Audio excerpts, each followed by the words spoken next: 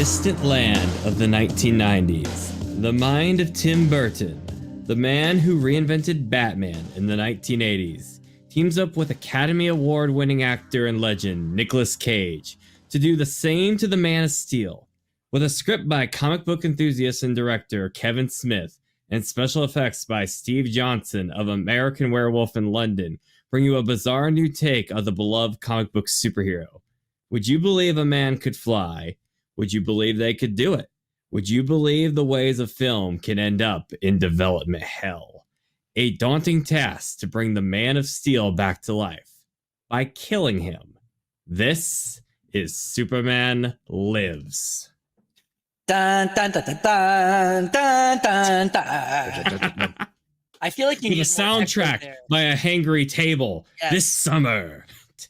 I feel like you needed more echo there, Nolan. Thank you for that intro. Thank you. Welcome. Thank you to everybody who is online and watching us right now. Well, on the internet per se. As you might have guessed, we are the Lost Guys, and we are going to be talking about the Lost Superman movie, Superman Lives. This is pretty exciting. This is really neat. There has been, gosh, so much about this film floating around on the internet, in conversation, in sort of rumor and speculation territory, that it's almost difficult to sort of figure out what is real and what is not. However, most recently there was a documentary put together, a very well put together documentary, in fact. Low-key, it's one of the best documentaries I've ever seen, and documentary is like my favorite genre, so that's actually a big compliment, honestly, for me. And so this documentary really went all in on trying to figure out what happened with the Superman Lives movie. And it was fantastic. And we are here to talk about that today with you. Not much is really known about this film in the public zeitgeist outside of that Nicolas Cage was once almost going to play Superman. And let me say, though, as someone who remembers that 1990s Superman with the long hair and all that, I think he looks pretty good in the role. What do you guys think of Nicolas Cage, the idea of that as Superman? I know we're not really getting too much into the meat of things yet, but what do you guys think? Just that first reaction, bam, Nick Cage is Superman. You know, I say I like this Nick Cage more than this one. Oh. There's a story behind this. I know. And I'm sure we'll get to it, but even that second picture, I never really took that as the example of what the movie would be like, because that's just pictures you take getting things ready. People blink sometimes. It's not that big a deal. No, it's not. Thank you, Martin. It's almost as if costume testing is intended for, I don't know, costume testing. Like, could someone tell Bryan Singer that, please? Right. Well, so to answer your question, Nolan, I didn't have a problem with it. I've always been a Nick Cage fan. I've always thought he can pull off a wide array of characters.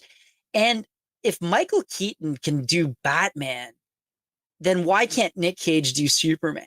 In fact, you look at his face, you look at his features, like he's got a He looks more like this comic book character, because like I love Michael Keaton. He is my favorite live action Batman. Well, honorable mention to West, obviously, but like if you compare Michael Keaton to like any comic book Batman that wasn't based off Michael Keaton, he doesn't look a thing like Bruce Wayne.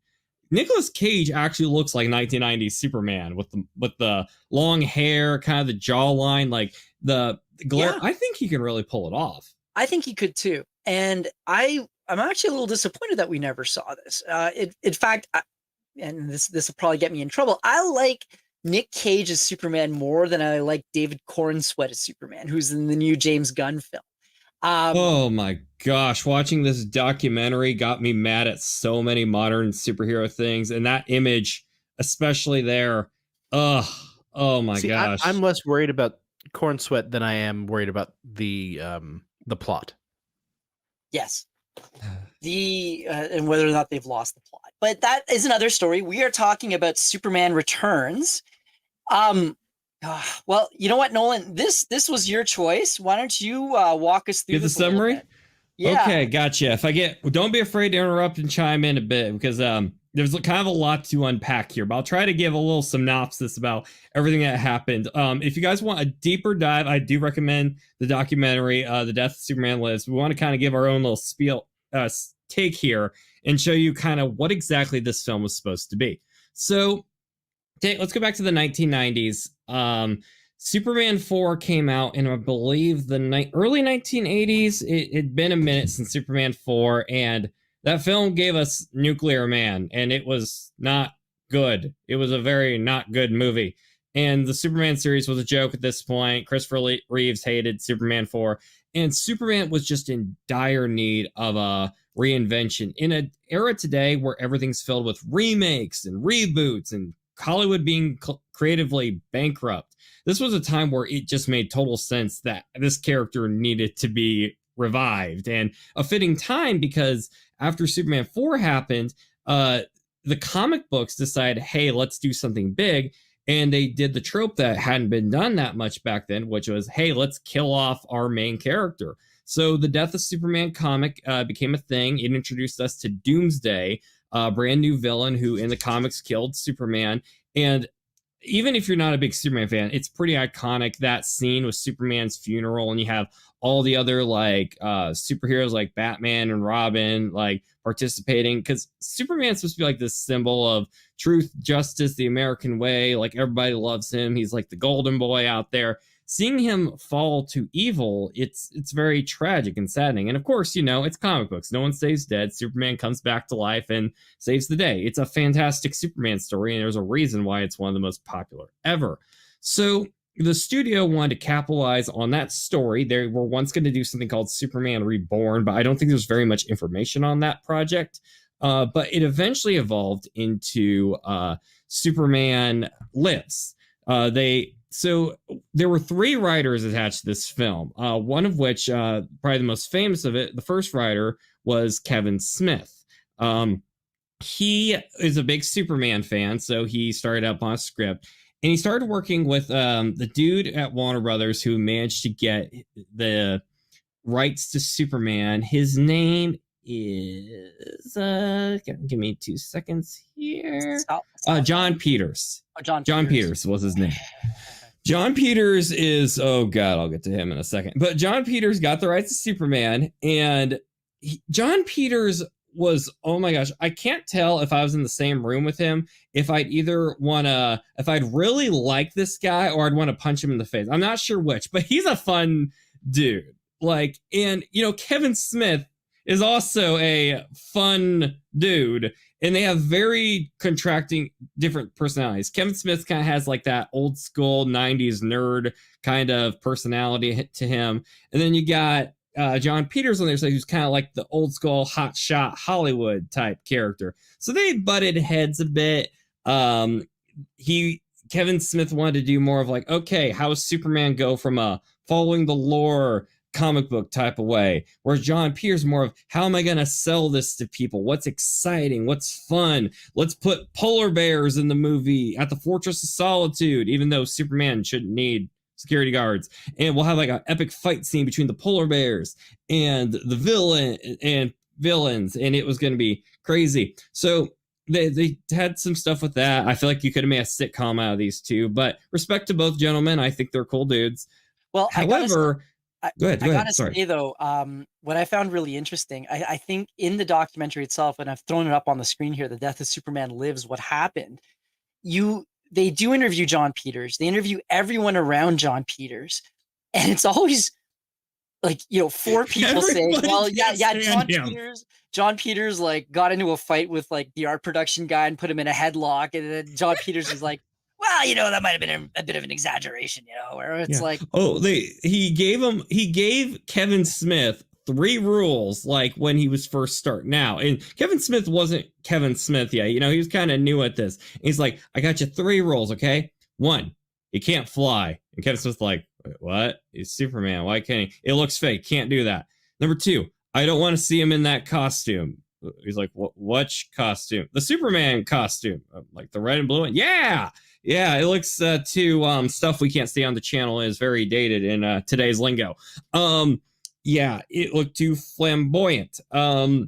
So he couldn't have that, and also he had to fight a giant Giant spider, spider. which was Yeah. called, and I give you to the lovely ladies and gentlemen in our audience, it's not just a spider. It is called the Thangarian snare beast. Yeah, Thanagar is where is the planet from that Hawkman hails from, and so Kevin Smith. They were told that he had to fight a giant spider, but they couldn't refer to it as a spider because that would just be ridiculous. And so Kevin Smith came up with Thanagarian Snare Beast, which was, yeah, it was pretty clever, I would think. But it was just watching John Peters going through all this. And so, as Nolan said, he kind of says, I did all, like, the guy goes to Kevin Smith, like Kevin Smith says this to the interviewer, and the interviewer then presented to John Peters, and he's like, "No, that's a lie. That's a lie."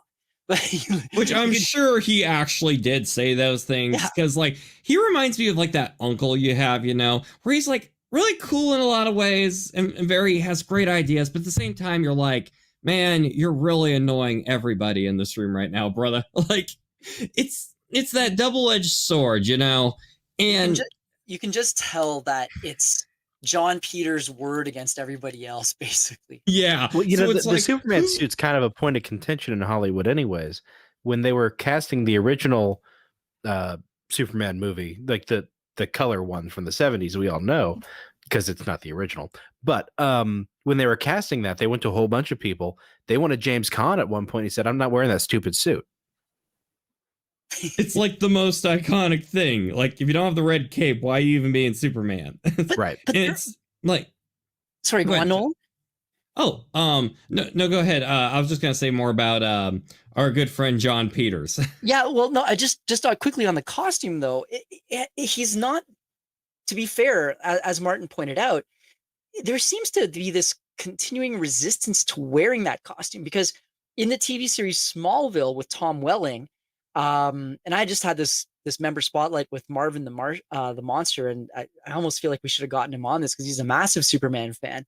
But ooh, I'll talk to him about that. Yeah, but I mean, Tom Welling, basically his rule was he never ever wanted to wear the Superman costume in the entire series, and so you had him wearing all these various different sort of variants of it, but he red shirts and blue jeans and a black t-shirt with an S sort of thing on it. He was like, no spandex. And so, okay, no, it was the producers originally who said no tights, no flights, which was the overarching theme for Smallville. And I think they put that rule in because they thought they'd only last 2 or 3 seasons. The thing when it kept going for like 8 seasons or something, right? So it had just gotten to a point where it was just ridiculous. And it was Tom Welling who was insisting that no tights, no flights rule continue on right until the very end, when he didn't even bother to put the tights on. They had to CG them onto him. So it's what a drama queen. I know. So it's funny that there seems to be this recurring trend of actors not wanting to wear the super suit. Like, I mean, when I was a kid at Halloween, you couldn't get me out of the darn thing. No. I guess maybe just prior to the MCU era, where wearing, the bright costumes and stuff like that, thanks to Iron Man, became cool again. Because you think about like after like the Joel Schumacher Batman movies, which are once again going to be relevant here later.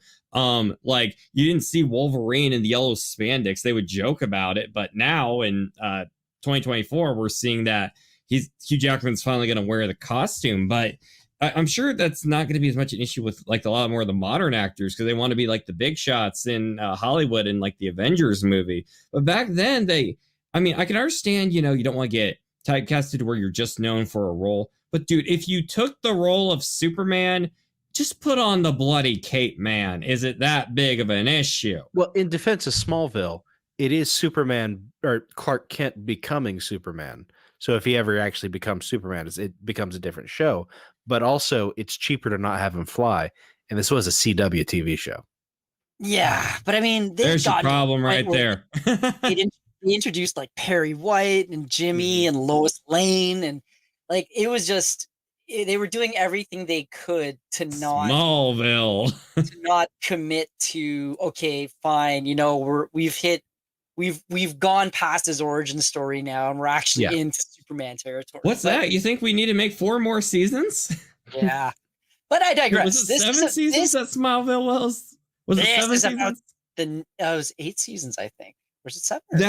That got off the ground, but this, we were deprived of this. Yes. This was going to cost $300 million.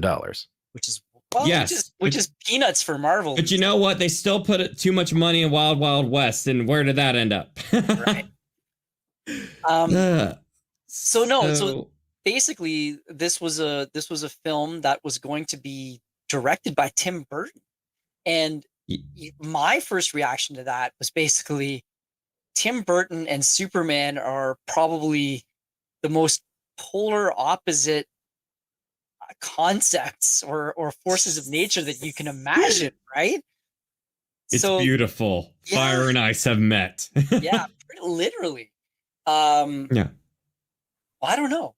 Well, anyway, the crazy thing is that's not like in a bad way, because the thing is like people tend to like, because you see a lot of things where like a director's brought on board and they're upset because, oh, this person clearly hates the character. Or what is the relevant, like you bring a comedy director in to write a serious movie, people are gonna raise an eyebrow. The nice thing is with this is like Tim Burton is such a unique visionary that people at least will have morbid curiosity whether they think it's gonna work or not. One consistent thing about this movie is like really, because I'm gonna be stepping up to bat for this movie. Like I watched the documentary and I seriously was watching it again before we started doing it. Like this thing has been in my mind for like the past 2 days now. It won't go away, please help.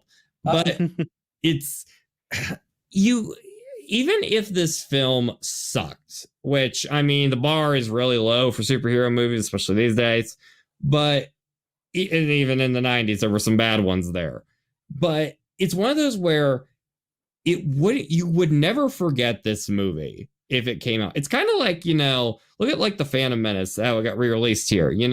Star Wars and superheroes are obviously very different things, but even with a film as controversial as The Phantom Menace, is the quote-unquote worst movie ever made by a human, it's everybody remembers Darth Maul. Everybody remembers Jar Jar. Everybody remembers...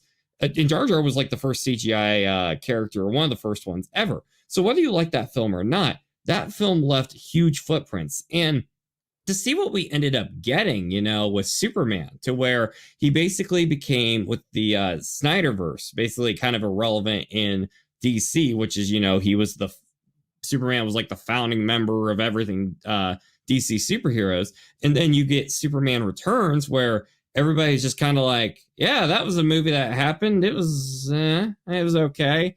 It was just basically just a nostalgic repeat of the Richard Donner movies. And Superman Returns isn't necessarily a bad movie, but it's very reflective of a lot of stories now where they're playing it either too far from the source material and where they're just changing things, but not the right kind of things, just kind of race swapping or character swapping, or taking old scripts and just plowing them into a new movie. Or B, they're just nostalgia banking. Like that was an issue with The Flash, where it felt like more often than not, it was about Batman that was the Flash. Like, hey guys, remember the laughing bag the Joker had? Here's it in the movie. Okay, bye. Let's go on to the next cameo scene. Storyline piece. And I say as someone who actually kind of liked that movie. But speaking of the Flash, for those who have actually seen it, there was a little homage to it in The Flash. If you want to explain it a bit to the audience, one of you guys? Go for it, Martin. Yeah, sure. So, how to do this without giving the Flash away? With the Flash's connection to the Speed Force. With the Flash's connection to the two people that saw it are going to get really mad. I know, right? He's able to like this movie, honestly. Open up holes into other timelines, and it exposes the Richard Donner Superman. We get to see George Reeves Superman, and we get to see Nick Cage for a minute there. It was nice and wholesome, and he fought a spider. Which was cool. But side note, I don't know if you guys know this, and I completely am on Team Cage with this. They brought him in and he was upset because here he is finally getting to play Superman for a minute. And they basically had him come in, put on the costume, and kind of stand around a bit. Then they animated him to have him like fighting the spider. So he's like, I didn't go in and do any of those scenes, whatever. They basically got me in to like take his likeness and then animated him to do whatever he want. And I agree with, I don't think he exactly worded it like it, but I agree with Cage where it's like, you just get him basically just be a standing cameo dummy for you. And it was cool to finally see him fight the spider. But if you're going to do it, just freaking put in the effort and have him do the props to get a practical spider. Just if you're just going to animate it, might as well have just, why even bother getting him in the first place? We're going to just make a video game version of him. As you may be aware, I think the answer is because the Flash movie had an extremely troubled production history, and I think they went wildly over budget. So it was probably cheaper just to sort of render it all into like Unreal Engine 5 or whatever, and just throw it up on the big screen, because that was the level of the special effects that they had in that film. Yeah, I feel like Supergirl got the worst of that. Yeah. Oosh. So going back to Superman Lives, unless you guys have more you want to say on the Flash cameo. I mean, I appreciated that. I think the Flash cameo was the one thing in that entire film that I actually appreciated. It was it was a nice nod, and you got to see what Nicolas Cage, a bit of the potential of what it could have been. I almost want to say that it felt like he had the same amount of screen time in Superman as Henry Cavill has had in the last decade. But it makes me sad. I know that makes me really sad. But that being said, I'd buy it. I would have gone and seen that film. Like I said before, I like Nicolas Cage. I think he's a really great actor. I think he could have pulled it off. And that little snippet of video game footage, with cutscene footage, which is basically exactly what it was, it helped convince me a little bit that there could have been something there. Now, keep in mind though that based on what we saw in that documentary, it's wildly likely that we wouldn't have seen, like, we would have seen Nicolas Cage as he looks on the screen like this right now, but he was going to look wildly different by the end of Superman Lives. Like, he was going to look like something out of like a Frankenstein monster covered in neon lights, essentially, which is really interesting. What I was able to grasp this was, forewarning, this is one of the weirdest superhero movie concepts you'll ever see in your life. And for those who are like, well, okay, we've seen weird concepts happen. If you ever look at the James Cameron unmade Spider-Man movie, which I believe Canon Films was going to do. I don't remember if that was Canon or not. I think it was before Canon, or after Canon lost the rights. Okay, thank you. I think you're right. Absolutely. Thank you. So there have been some weird concepts. What's that? You wanted DiCaprio for that. That would have been cool. Ooh, and Schwarzenegger for Doc Ock. That would have been awesome. I don't know how I feel about that. Okay. Nick Cage's Superman is sounding more plausible and plausible as the day goes on. Anyways, so the weirdest thing with it is, like, there are weird concepts you'll see in almost any media you ever do. But this is something I don't think enough people realize. Guys, this film was 3 weeks away from filming. I believe it was actually like their film date. They were literally this close to getting the movie going. And the tragic thing is, too, they never got to finish the suit. And like, there was a picture of Nick Cage in the Superman suit, if you would like to pull it up, Hangry, that was going around. And famously, on the set of Superman Returns, which came out in 2006, so after the time of the production of this movie that didn't get off the ground, Bryan Singer, the director, who is a director I really respect, by the way. I think he did fantastic on X-Men. Bohemian Rhapsody is a great movie. He's a great director. But he would, anytime people would call like his movie hokey, what's that? Personal proclivities aside.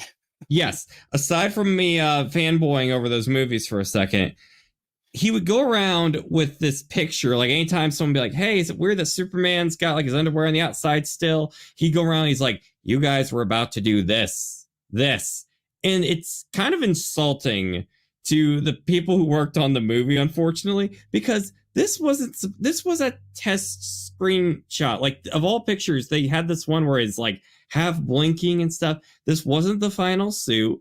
They were trying to test. They were literally in this kind of wholesome, like, little group room. In fact, in the documentary, Tim Burton kind of jokes like, nowadays you basically got to be 3 feet underground in a bunker with like one camera so that stuff doesn't get out there, because you have to test these things. Have you ever gone to like a wedding or something like that and you haven't showered yet, but you're kind of testing like what the suit you're going to wear is, so you don't have your hair made or anything like that, or you're not all dressed up, maybe you don't have like the right type of shoes on, maybe you're barefoot, you're not going to look as sharp as you are when you got the lights on, you're all clean and stuff like that. So if you think that whatever this movie is going to be was just this image right here, for anyone watching, no, it would have been a lot different than just this.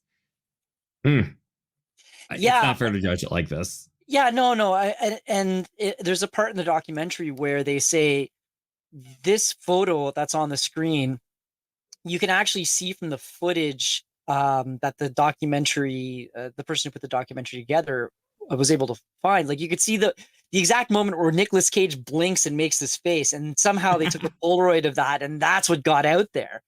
And I always wondered what it was around his neck, and it turns out that this was just sort of like flesh-colored, I don't know, mesh or something here. I didn't even notice the necklace. Like, what is that? Yeah, so it was a work in progress. And again, when you switch it and you look at this costume, you realize that doesn't look that bad at all. Like it looks decent. So some might even argue it looks better than the corn sweat costume that we just saw, right? So it is much better. Anyways, you do have to give them a bit of the benefit of the doubt that it wasn't quite as disastrous and bizarre as some might have said. But then you do see things like this. You see it was gonna light up, man. That is amazing. Light up, fiber optics, and then this was the concept of where Superman, how he would look after he returned from the dead. I don't think that was that going to be him finalized, because I know he was basically going to wear the blue suit earlier on, or kind of purplish at this point, but like that darker suit. He was going to die, and then he was going to have this little robot companion. This was a cool idea. It was called K, and it was going to come from the planet Krypton, which they had amazing Krypton concepts in this, and I think it would have been achieved with practical effects, which I know throughout this series I will not shut up about practical effects, but I won't stop whining about it till they Hollywood or some film company does better. But fine, we'll do an episode on them. Thank you. But so you compare like the Krypton concepts in Man of Steel to like this movie. They had cool ideas in Man of Steel. This was like crazy cool ideas. But one of the ideas was that they were going to have a robot companion for Superman called K. And he was going to kind of look like a teddy bear, because, Superman starts as a baby. And then as Superman gets older, the robot would like evolve and evolve. And by the way, there are so many toy ideas from this movie compared to like Superman Returns or something like that, or even Man of Steel, where you could have like robots. Brainiac was going to be in this movie, so we had something to fight. The Spider, obviously, and Superman was going to keep changing. He was going to get killed by, I believe, Doomsday, which had a really interesting design. It was very radically different. So he was going to get killed, and then he was going to be kind of resurrected, but kind of like, I don't want to say like the Borg, but Tommy, Angry, sci-fi. How would you describe like him kind of rebuilding himself? Well, you know what? The impression that I got watching the documentary and watching the behind the scenes stuff was that Tim Burton, especially with Nicolas Cage and his more slim build, the costumes that they were putting on him, what you're seeing on screen in front of me, it all seemed to me as if it was it was Edward Scissorhands and Superman cosplay. Yeah, and that's what the nickname was. Yeah, they nicknamed it like Superman Scissorhands or something like that, or Edward Superman. Yeah, I think that's what it was. And I have a feeling like probably when he was fully resurrected, like after this, I think he would have had the proper black costume. And I don't think he would have kept looking all cyborg, emo punk band type. Well, I think he would eventually look human again. At least I would hope. Well, I really hope they would have. All these different costume changes and his robot companion that they talk about, doesn't it feel a little too 90s toy tie-in? Like, none of the artists said that's what they were going for, but it just feels like we're gonna get a toy of this one and a toy of this one and a toy of this one and a toy of this one. But kind of like Power Rangers in a way. I think you're absolutely right, but I attribute all of that mostly to John Peters because he was, like, according to the documentary folk, he was coming in every week basically saying, "Oh man, you know what? You know what the deadliest species on the planet is? It's polar bears. We gotta have polar bears in there to fight Brainiac." They're gonna say spiders. Like, yeah, you know what the deadliest species is? It's spiders. Superman's got to fight a spider. It's like, what else was there? Oh, you know what? He should learn Aikido, and he puts some guy in a headlock, and it just, you, he needs a robot companion, and so you get the sense that a lot of that was being driven by John Peters, who probably had never picked up a Superman comic book in his life, um, based on I how gotta Kevin say, Smith was kind of reacting in horror to every time he talked about it. I do gotta say, however these concepts came around, whether it was for the sake of merchandise or just them throwing out fun concepts, because I love how they would go outside the box instead of just getting comic book people. They're like, "Hey, you do European art." What was the name of the dude? They got Bill Bowes from Nightmare Before Christmas to do some stuff. They got there was this one dude who did a bunch of European art design, and I want to get his. Oh, no, not Colleen. It was.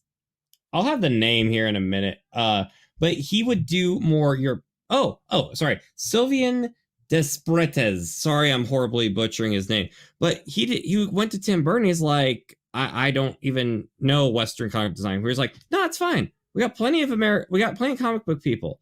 Do what you do. And I just like it because, it is kind of like throwing something at the wall, see if it sticks. But I'm all for, doing some fresh things with it. And yes, this film, by all means, could have absolutely been a disaster and a mess. But I got to give some credit where this film would have been a lot of things. I don't think it would have been dull. I mean, look at that Brainiac. I mean, that's an actual prop. My God. I have to say that the concepts for Brainiac, and they wanted to get Christopher Walken to play Brainiac too. Which, okay, match made in heaven. 100%. But the Brainiac concepts, I absolutely loved. I thought they were fantastic. So no, for sure, it was like this movie. I think would have been a lot of fun.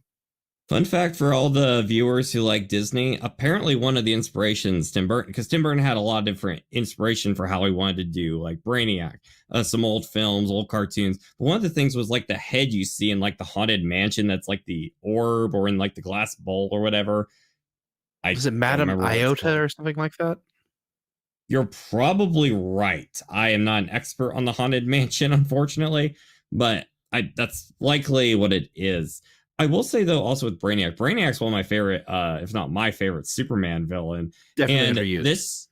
Yeah, absolutely. Completely underused. And my favorite version of him is definitely the animated version, where he's got that really monotone voice. Like, the more they play into that, I just love it. But I will say that the idea, like, I remember ages ago, I don't know if you guys have ever heard of this, but I think it was a script for Superman 5. I was trying to do some research to figure out which unmade Superman project it was going to be for.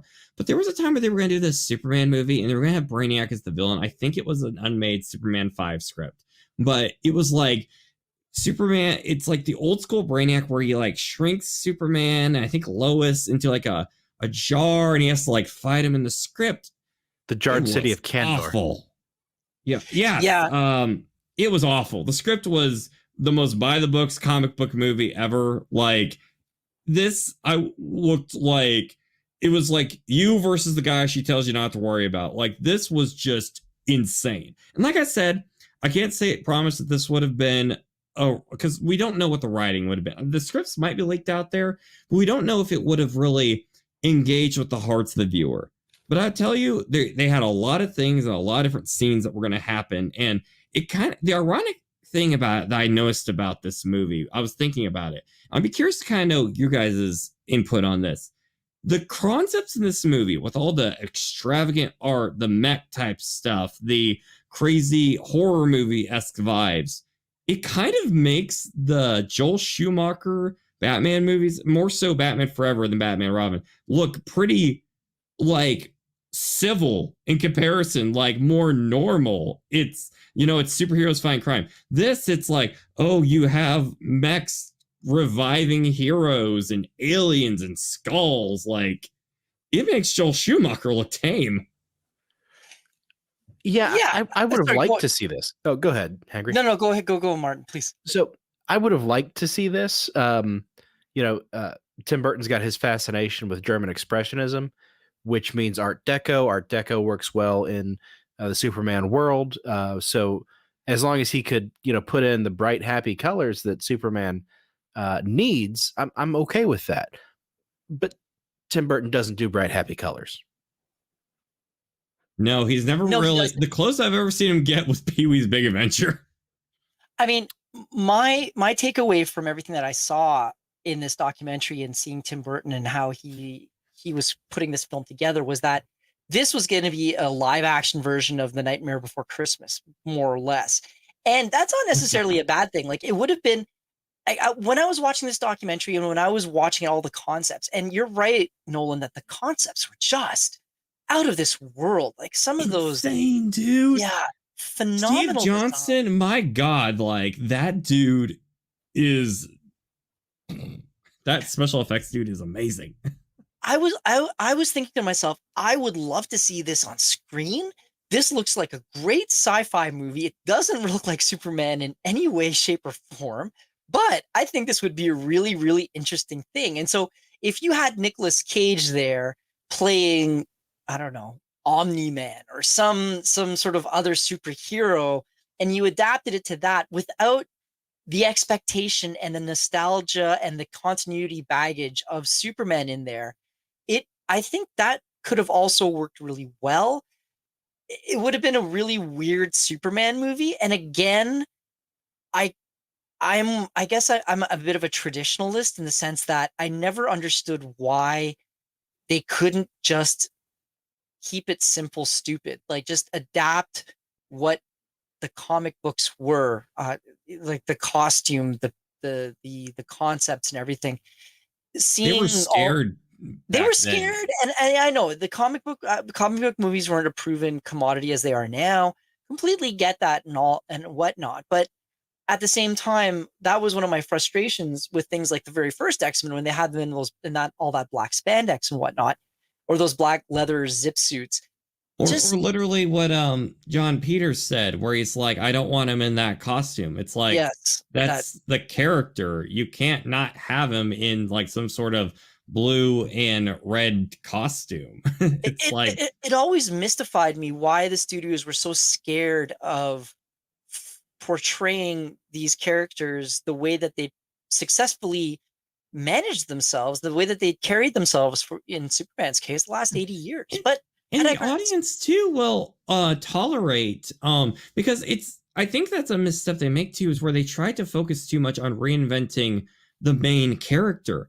I mean, it's like, take like something like Godzilla. The character has had many different designs over the years, and he has changed a bit from here to then, but usually the core of his character, where, force of nature, destructive, monster, that's kept. So now it's like, okay, let's see Godzilla versus a robot. Let's see him fight aliens or something like that. You should be able to take like Superman and be like, okay, here's Superman on planet X. Here's Superman fighting Wonder Woman. Here's Superman fighting a squid monster. But you should still be able to be like, Superman should still be bright or colorful or still resemble himself. I think that's where so many takes, when they try to reinvent the character, just want to try so hard to go for like Batman 89, to where it's like, Batman himself needs to be majorly changed, where most characters, like, take like Bugs Bunny.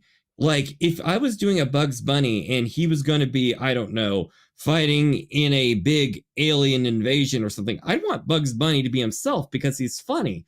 I wouldn't want to have Bugs change to suit the plot of the alien invasion. And, have the guts to do the world around them different, make it dark, make it twisted, make it silly, whatever. But the character itself, you don't have to change it very often. And I'm cool with like changes they've made, of course, to Batman. I think Superman's changes would have been fine here too.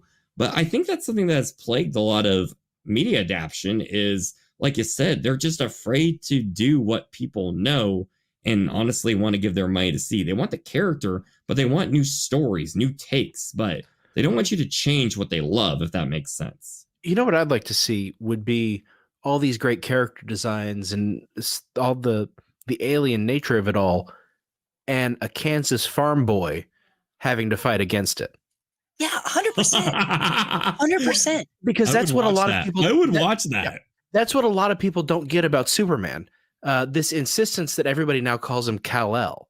He's not Kal-El. He's Clark. Yeah. He was adopted as an infant by two farmers. He grew up in the American Midwest. That's the kind of guy he is. He is an all shucks patriot. Mhm. That's the core of Superman, those things. And so when everybody talks about his Kryptonian roots, intellectually, he doesn't have them. Intellectually, he's an American Midwesterner. He is physically a Kryptonian, but those aren't his roots. That's not his family, at least not as he understands them. And so when he's in the Fortress of Solitude, he doesn't become Kal-El. Bryan Singer did have a great take on this back when he was making Superman Returns. People would ask him, which is the real Superman in the costume or Superman in the Fortress of Solitude? He said there's actually three Supermen. Yep. There's Superman in the costume, there's Clark Kent in Metropolis, and there's Clark Kent on the farm. Mm-hmm. And Clark Kent on the farm is the real Clark Kent. The real one. Because the Clark Kent in Metropolis is the bumbling kind of fool, like, hello, can you Clark just Kent is his disguise. It's like he's there to hide he's Superman. Well, Metropolis Clark Kent is the disguise. Yeah. Adult Metropolis, yeah, that's what I mean. Metropolis Clark Kent, right? Like with the glasses and the hat and all that. Like, so a man who can stand athwart the forces of the galaxy, all this strange alien presence, and still be himself. That's the Superman I want to see. But that's not the one the artists were talking about. No, I mean, one of the photos that you had sent me, Nolan, hang on, let me see if I can pull it up here. I think perfectly encapsulates this. And I agree 100% with you, Martin.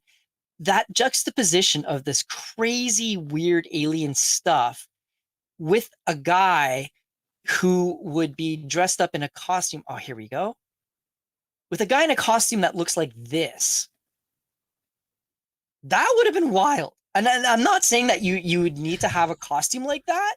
Like, obviously you'd want to like spice it up a little bit, marvelize it a little and whatnot, but it would still be awesome. Like, I've got another take that might be a little bit of a hot take. I think Brandon Routh's version of Superman was great, nearly perfect. Yeah, the really? movie. You're a big Superman Returns fan, or just his version of the character? I'm a fan of his take on the character. Mm-hmm. I thought it was good. I thought he was trying to mimic Reeves a bit too much, but that was the film that he was in. In my own personal preference, I think Henry Cavill is probably the Superman that I appreciate the most, that I think was the actor best suited for the role. However, but he never got to play him. He never got to play it. Dean Cain, I think, in Lois and Clark was the Superman that I really like. I see the vein throbbing on Martin's head. On Nolan's head. Sorry. No. I'm happy because we got Brandon Routh, we got Dean Cain and Henry Cavill, Christopher Reeves. Christopher Reeves is the best Superman to me, live action. Fair enough. I don't think anyone's got the charisma he has. I used to watch Superman, The Adventures of Superman on Nick at Night. I loved the old 50s show. It was great with George Reeves. Yeah. Oh, yeah, George Reeves was great too. And again, Marvin and I were having this conversation, and he pointed out rightly that Tyler Hoechlin, I don't know how you pronounce his name, in that new Lois and Superman TV show that I think they're airing their last season this year. He is actually pulling off a really good Clark and Superman. He does the character well. My reaction and my rebuttal to that was, I feel that he should have taken more steroids and ditched the muscle suit, and he should have shaved. But apart from that, I agree. Is that one of the Berlanti productions? I just can't get behind those. Yeah, it is the Berlanti production, but it is surprisingly decent. And I would almost encourage people to give it a shot, because with the way that, we didn't have Superman on the screen for about 10 years, and Warner Brothers was jerking Cavill around and whatnot. And now we've got Corn Sweat, who's coming in another year or so. The Tyler Hoechlin TV series was the closest and most truest thing to Superman in terms of media that we've had in forever. And it's actually, it has its moments, but it's a decent show. And I was really pleasantly surprised by it. And the thing is, like, that's actually, I gotta say, it's really cool because, you know, we've seen some questionable casting for so many comic book characters over the years. We got Justin Eisenberg as Lex Luthor. That was probably the worst casting I've ever seen in a superhero property ever. We had George Clooney as Batman, which I don't hate Clooney as much as some people do, but it was probably the wrong choice for Batman. Superman has actually had some pretty decent choices for his characters, and that makes me pretty happy. Yeah. And you know what? All fairness, I appreciated the Jesse Eisenberg's take on Lex. I know I'm in the very, very, very small minority here of that, but as a weird kind of tech nerd Facebooky Lex, I could buy it. So anyway. I was always waiting for the other shoe to drop with that one, and him to reveal that the manic. Yeah, that manic thing was entirely fake, just to put on because he was in the tech world. Let me show you the real Lex Luthor. That's what I was always waiting for with those. They kind of did at the end of the Zack Snyder Justice League film when he meets up with Deathstroke and he's basically like bald. He's on his yacht. He's like, okay, you're here. We're going to get started now. But I digress again. So Superman Lives. Could this movie have done well? What do you guys think? I don't know if like it would have been good. Now, I know I would have loved it because I'm weird. But the thing is, I will say, I think I'm not God. I don't control the universe. What was the right timeline for us to be in? We talked enough about timelines the other day. But I will say, Superman for years now has been stuck in limbo, especially in that like the era we've been in, where it's like you had like the Dark Knight movies coming out that which were really big deals, but Superman was always just kind of stuck. And even when he finally came back with Man of Steel, you know, he was pushed to the side, and now there's so much debate of like what Superman should be and stuff. I feel like if this movie came out, it either would have reinvented Superman like how Batman did in 1989, which I know there is controversy now, even with the Keaton movie, where people have issue with Batman killing people and how they don't think it's very true to Batman's character. I've seen that point a million times, and James Gunn is one of the ones who makes that point about Batman. I think 89 is one of the best superhero movies ever made and one of the best Batman takes, but that's a spiel for another day. But we do know the impact of that existing movie, what changed with Batman in the culture. It gave us the animated series, which was about the most true Batman thing they ever gave. It had a domino effect on everything. This film would have either, I think, became the example of, whoa, let's reinvent Superman. This dude's more relevant than ever. Or B, this is going to be, for example, A, it's going to be worse than Ryan Singer holding up the picture. This is called the Batman and Robin of Superman that never let this happen again. Thankfully, I don't think that would have happened. I think the film would have been great, but I don't think it would have had enough of that human, because, you know, Martin was just talking about, you know, boy from Kansas, Midwest feel. I don't think it would have had the connection that a lot of people, when they watch a Tim Burton movie, because they can feel that heartfelt connection with, say, the characters in Beetlejuice or Pee-wee's Big Adventure or Nightmare Before Christmas, because they can see that humanity from the outcasts. And thankfully, I think everyone was on the same page of what to do with Superman in this film, but I just don't know, unless they thread the needle on that humanity of Superman dying and coming back and the connecting to the outcast story that they were going for. I think it would have been merit as at the time, whoa, that was really weird. And it probably would have become those movie like 20 years later. You'd have people like me geeking out about all the cool sci-fi stuff, you know, like kind of like old school Star Trek movies. And we kind of long for those days. So I think it would have been a great project. And I think it's a shame that we were robbed of this 3 weeks still filming. And we got films that, in my opinion, were pretty subpar comparison. I really like Man of Steel, and I think Superman Returns is okay. And I appreciate the Christopher Reeves universe, and I think it's cool to see like a return to that. But I don't know if it would have connected with mass audiences. I would have loved it, but I don't know about everybody else. I definitely would have gone to see it. I think I probably would have liked it at the time. I was a fan of Tim Burton's and Nick Cage too. My objections to it that I've raised here are really the objections of somebody 26 years later who's trying to raise kids in a world that has rejected the values I thought I knew that Superman had. But 26 years ago, I probably would have loved this movie. Yeah, I feel the same way. I think my own view is that this would have been one and done. I don't think it would have. I think it wouldn't have bombed, but I don't think it would have spawned a number of. It was too expensive. It was too expensive, but I think it would have not inspired sequels in the way that Batman '89 did, just because I think this is the type of film which it would probably be best as a made-for-TV movie on television after you've had like 3 decent Superman films, which are classic standard Superman, like let's say they did the Christopher Reeve films, and then they decided to do this as a one-off, as a kind of like it's a like when they have those movie marathons and they're playing like Batman and Robin, and they go right to the Dark Knight, and it's like, what happened?